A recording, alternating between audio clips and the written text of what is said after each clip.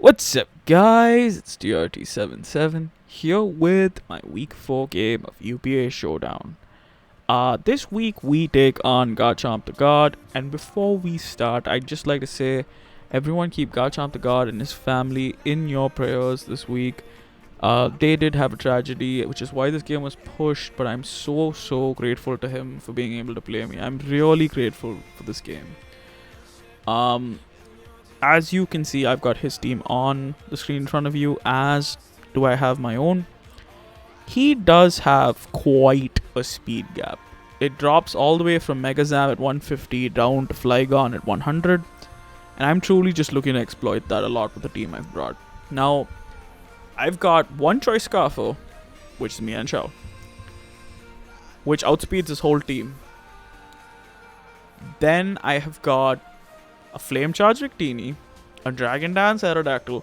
Basically, you get the message. I'm just trying to exploit the fact that I can outspeed the whole of his team pretty easily. And then I've got to set up Feeny because I feel like if he brings either Ice Cube or something like that, I can just set up on a lot of mons in his team, like Flygon and everything. I can just set up on a lot of mons in this team with Feeny. And I've got a pretty standard Spidef Corviknight. It is just the most basic Corviknight. There's nothing special about it. It's just Spidef to take hits from Lele. If he specs, he will two-shot us easily with Thunderbolt. If he's not specs, though, he does not. Even after rocks, I think it's like a roll in my favor, quite considerably. Next up, we've got the GOAT, Cradily. I am hoping to see Cradily pull through and pull some work out this week. It did get hacked on its first appearance. I'm just hoping it comes out here. Earth Power is just so good against this team, which begs the question for me why I didn't bring Nidoqueen. Well, the reason I didn't bring Nidoqueen is just because, honestly, I felt like this week I could just be a little bit more offensive with this 6. May not have been my best 6 for this matchup, but I feel like Cradily with Meteor Beam was just so good. It was just too much for me to resist.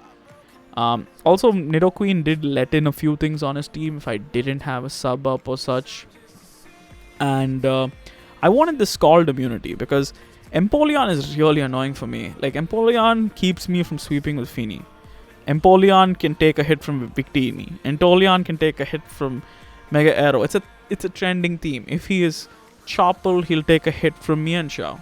So that's why I just wanted to make sure I had the Storm Drain here. But like, if I get that +1 special attack, a lot of mons in his team aren't gonna appreciate it, and I'm just really looking forward to that. But that's basically it, guys. Not a very complicated team. I've got like the Double Dance Victini that I'm super hyped to use. PUP plus Flame Charge. We can get a +1/+1. It's just gonna be wreckage. Honestly, the Flame Charge is there to annul V-Create speed drops. Because he doesn't really have a switch into V-Create if Volcanion goes down. And that's what I'm looking forward to the most. If Volcanion goes down, like, Victini just wins. So that's it from me for now, guys. I am going to jump into the game now. Now jumping into the game, guys, as you can see, he has brought Volcanion, he has brought Empoleon, and he has brought Drapion and the Evior. I mean, he's not bringing Lele and Megazam. That's two we knew were coming. But we don't see the fact that we don't see Phalanx, which is surprising because he brought it to every single game. But I guess he finally dropped Phalanx from 6. Drapion and Empo are sort of... Well, Drapion not really, but Empo is sort of keeping Feeny from setting up and winning. But really, Cradily just looks so good in this matchup.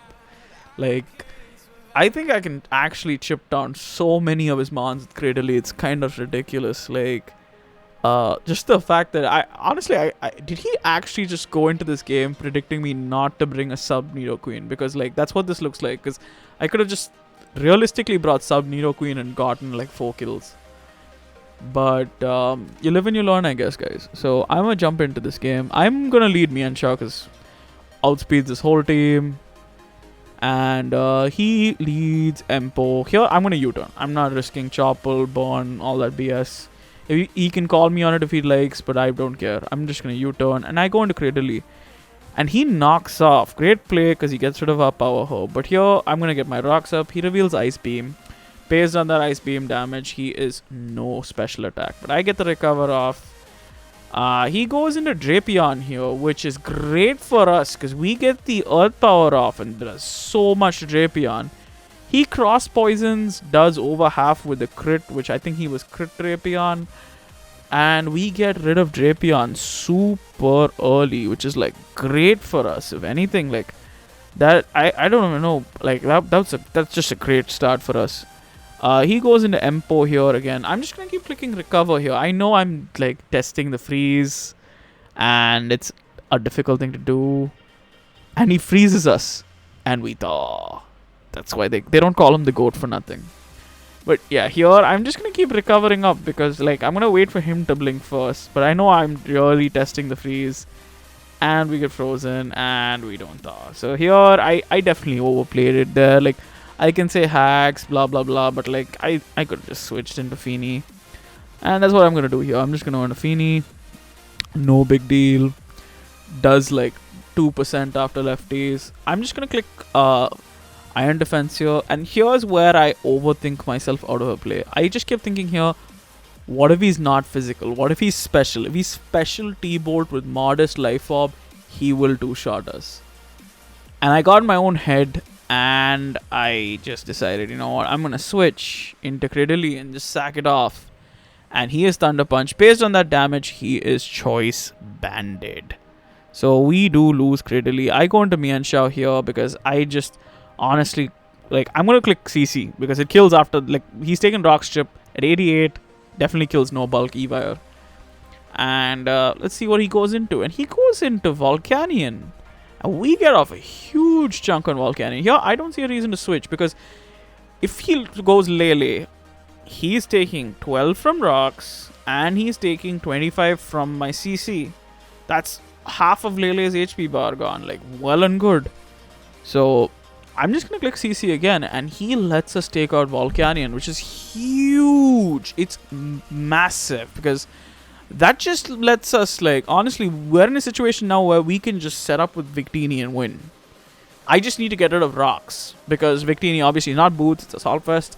I need to get rid of rocks to make the Shadow Ball rolls favorable, and that's it. We're set after that. He goes into Lele here. I'm gonna double into Corviknight because it's my switch in. He is more than likely going to T-Bolt here, as he does. And he is not Specs. That is more than likely Timid Max Attack, more than likely Scarf. He does go for the T-Bolt again. I'm going to Defog here because I think that's more important to my endgame than Corviknight is. And he's going to take out Corviknight here. Beta Rebel goes down, but it did its job. It just had to Defog rocks away. I'm not too concerned. I am going to go Victini here, and here I am going to click the Flame Charge. I could have clicked Power Up Punch there, but I think the Flame Charge is important because I need to get a +2 speed if we Scarf. Lele, just like, I can just V-Create through this team now. I go for the Bolt Strike here, and we don't kill because I assume he had a little extra defense investment. He does a lot with Scald. I did not expect Scald to do so much. I really did not. But here we just get a Flame Charge again for free, and now we're at +2, and now we just claim 2 kills. He goes into Evire. I'm going to V-Create. Sorry, I didn't mark off Empo, but yeah, Empo's down, and now Electivire also goes down to V-Create. And like, Victini is just on fire right now.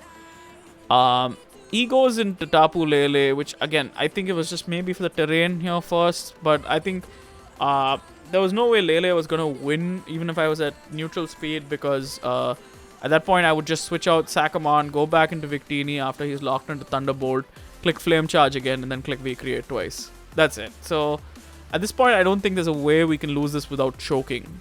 And I'm going to do that exactly. Just click V-Create. No qualms about it as we take out Lele. But here is a little bit of a problem because he goes into Mega Zam, and I just know one thing. I can't switch out. If he's a setup Zam, we lose. So I'm going to stay in. I have to click V-Create. He's probably going to take us out. And if he does take us out, we will probably lose 2 Pokemon. Because my cleanest way of killing this Mega Zam without having to risk a speed tie or anything is just go into Mienshao, click U-turn, and then come back into me and sack him on, and then come back into me and Shao click U-turn, which is probably what I'm gonna do here. He Mega evolves, traces the victory star, not a big deal, and he takes us out with expanding force. So Victini goes down. I'm just gonna go Mian Shao, click U-turn, basic play. 98 was like a really high roll, like that was not gonna kill. And I'm just gonna go into arrow here because I don't wanna sack differential on Feeny because I'm selfish like that. Honestly, no, that's not why I did it, because it would have taken 2 expanding forces to kill Feeny versus just 1 to kill arrow. That's honestly why I just went arrow there, guys. And here I'm gonna go into Mian Shao. Mian Shao is going to, sorry, arrow goes down. Mian Shao is gonna click U-turn and knock out Mega Zam. This was again another really quick, clean game. GG's to GarchomptheGod. Thank you so much for playing me. I really do appreciate it, especially in such circumstances. I'm glad we're back to 500 now in UPA, guys. We're back to 500. We have a positive differential. Hopefully we keep the winning ways going. I'm getting more accustomed to this team, and it's like this team is a lot more suited to Victini than it is to Tapu Fini. Or maybe it's just how the teams are built in a points draft is just more suited to Victini rather than Tapu Fini. But we've still got a lot of pieces we haven't shown yet, and I'm just glad that this Victini set worked out, guys. So the rest of this week, we should have a WPF game going up. We have another TBA game, the TBA semi-final game against King Rock that will go up probably at the end of the week. So stay tuned for those games, guys. I will also have my UPA Week 5 game. So we should have 3 games before the end, at least by the end, 3 more games by the end of the week. I don't know if I'll be able to upload all 3 this week with work and other IRL things, but I will do my best. So I hope you all have a great day, guys. This is TRT77, and this is me signing off.